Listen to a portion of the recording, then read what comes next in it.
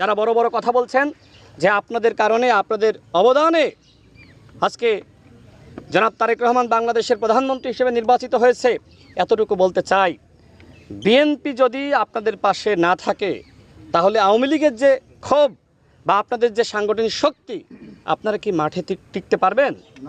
আজকে বড় বড় কথা বলছেন কোন শক্তিতে? আমি তো মনে করি যে বিএনপির যে পরিমাণ সাংগঠনিক শক্তি রয়েছে, এনসিপির যদি তার 10 ভাগের 1 ভাগ থাকতো, ওরা আমাদেরকে বাংলাদেশে থাকতে দিত না। সাংগঠনিক শক্তি নাই, তাই এই অবস্থা। তাহলে বোঝেন যে এরা যদি সাংগঠনিক শক্তি সম্পন্ন ভবিষ্যতে হয় তাহলে কি করবে? এনসিপি আরেকটি আওয়ামী লীগ হবে। জামাত ইসলাম তো ইতিমধ্যে আওয়ামী লীগের ভূমিকায় অবতীর্ণ হয়েছে। আজকে জুলাইয়ের ব্যবসা করে মানুষকে বিভ্রান্ত করার চক্রান্ত করছে। দেখেন, জুলাই সনদ নিয়ে, গণভোট নিয়ে তারা যে ধরনের কথাবার্তা বলছে, এগুলো মানুষকে বিভ্রান্তি করার জন্য বলছে।